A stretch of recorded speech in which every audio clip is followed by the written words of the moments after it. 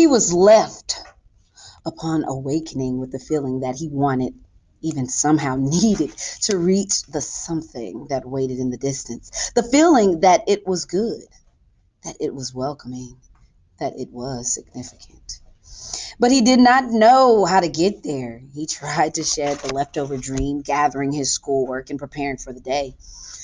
School seemed a little different today. The classes were the same: language and communications, commerce and industry, science and technology, civil procedures and government. But during the breaks for recreation periods and the midday meal, the other Ch.12 were abuzz with descriptions of their first day of training. All of them talked at once, interrupting each other, hastily making the required apology for interrupting, then forgetting again with excitement of describing the new experiences.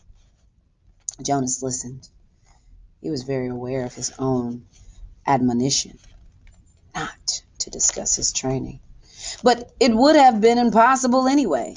There was no way to describe to his friends what he had experienced there in the annex room. How could you describe a sled without describing a hill and snow? And how could you describe a hill and snow to someone who had never felt height or wind or that feathery, magical cold? Even trained for years, as they all had been in precision of language, what words could you use which would give another the experience of sunshine? So it was easy for Jonas to be still and listen. After school hours, he rode again, besides Fiona, to the house of the old. I looked for you yesterday, she told him, so we could ride home together.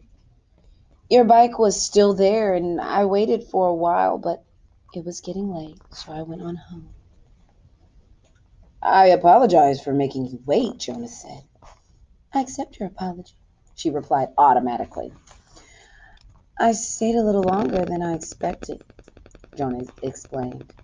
She pedaled further forward silently, and he knew that she expected him to tell her why.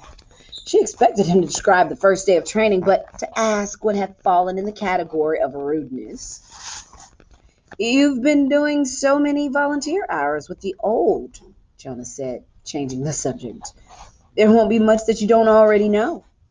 Oh, there's lots to learn, Fiona replied. There's administrative work, and there's dietary rules and punishment for disobedience. Did you know that they use discipline one on the old, the same as for small children? And there's occupational therapy and recreational activities and medications, and they reach the building and break their bikes. I really think it'll be better than school. I'll like it better than school, Fiona confessed. Me too, Jonas agreed, wheeling his bike into its place. She waited for a second as if, again, she expected him to go on. Then she looked at her watch, waved, and hurried toward the entrance. Jonas stood for a moment beside his bike, startled. It had happened again. The thing that he thought of now as seeing beyond. This time it had been Fiona who had undergone that fleeting, indescribable change. As he looked up and toward her, going through the door, it happened. She changed. Actually, Jonas thought, trying to recreate it in his mind, it wasn't Fiona in her entirety. It seemed to be just her hair.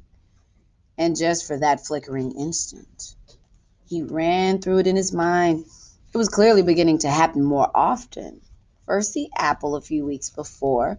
The next time he had been the face it had been the faces of in the audience of the auditorium just 2 days ago. Now today, Fiona's hair.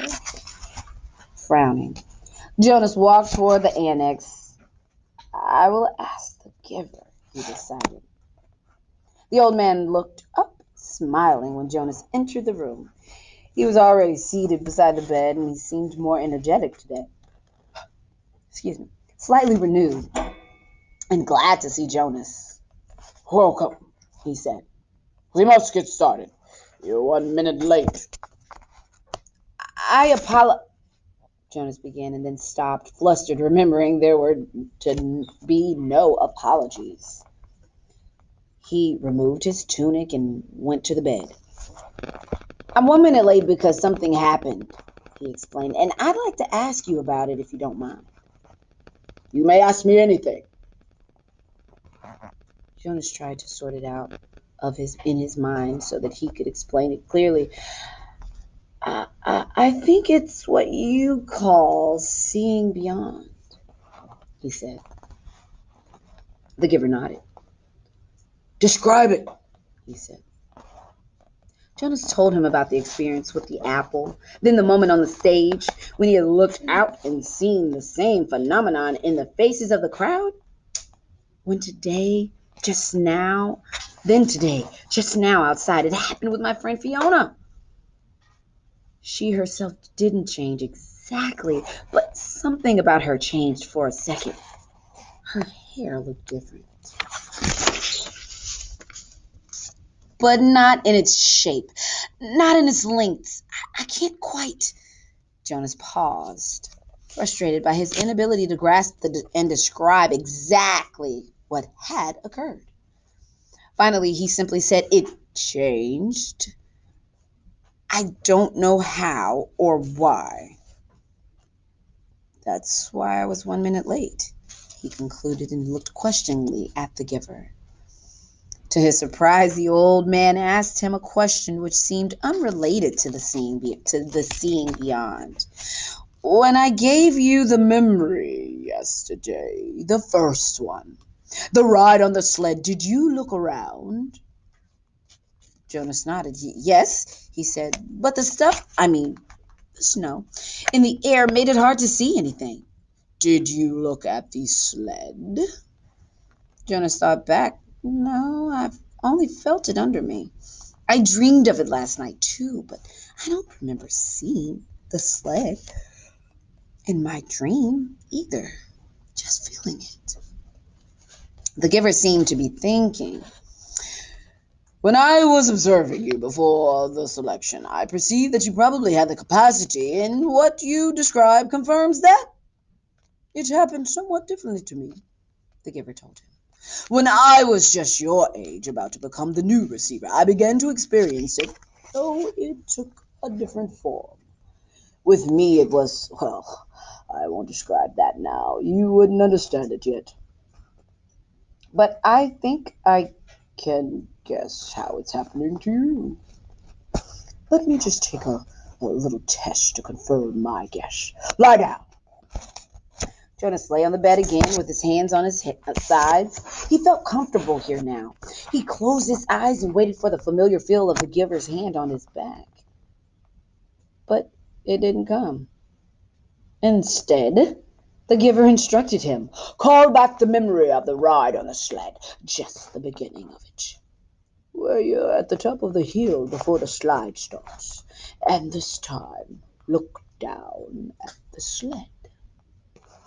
Jonas was puzzled. He opened his eyes. Excuse me? He asked politely. But don't you have to give me the memory? It's your memory now. It's not mine to experience any longer. I gave it away. But how can I call it back? You can remember last year, or the year that you were 7 or 5, can't you? Of course. It's much the same. Everyone in the community has a generation of memories like those. But now you'll be able to go back farther. Try. Just concentrate. Jonas closed his eyes again. He took a deep breath and sought the sled and the hill and the snow in his consciousness. There they were, with no effort. He was again sitting in the whirling world of snowflakes atop the hill. Jonas grinned with delight and blew his own steamy breath into view. As he had been instructed, he looked down. He saw his own hands, furred again with snow, holding the rope. He saw his legs and moved them aside for a glimpse of the sled beneath. Dumbfounded, he stared at it. This time it was not a fleeting impression. This time the sled had, and continued to have, as he blinked and stared at it again, the same mysterious quality that the apple had so briefly, and Fiona's hair. The sled did not change. It simply was. Whatever the thing was. Jonas opened his eyes and was still on the bed. The giver was watching him curiously. Yes, Jonas said slowly. I saw it in the sled. Let me try one more thing. Look over there. To the bookcase. Do you see the very top row of books? One's behind the table on the shelf. Top shelf. Jonas sought them with his eyes. He stared at them, and they changed. But the change was fleeting. It slipped away the next instant. It happened, Jonas said. It happened to the books, but it went away again. I'm right then, the giver said. You're beginning to see the color red. The what? The giver sighed. How to explain this? Once back in the time of memories, everything had a shape and size and the way things still do, but they also had a quality called color. There were a lot of colors, and one of them was called red. That's the one you are starting to see. Your friend Fiona has red hair. Quite distinctive, actually. I've noticed it before. When you mentioned Fiona's hair, it was a clue that told me that you are probably beginning to see the color red. And the faces of the people, the ones I saw at the ceremony? The giver shook his head. No flesh isn't red, but it has red tones in it. There was a time, actually, you'll see in the memories later, when flesh was many different colors. That was before we went to sameness. Today, flesh is all the same, and what you saw was the red tones. Probably when you saw the faces take on color, it wasn't as deep or vibrant as an apple or your friend's hair. The giver chuckled. Suddenly, we've never completely mastered sameness. I suppose the genetic scientists are still hard at work trying to work the kinks out. Hair like Fiona's must drive them crazy. Jonas listened, trying to comprehend. And the sled, he said. It had the same thing, the color red, but it didn't change. Giver, it just was. Because it's a memory from the time when color was.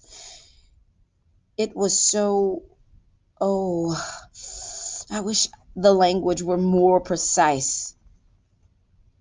The red was so beautiful. The giver nodded. It is. Do you see it all the time?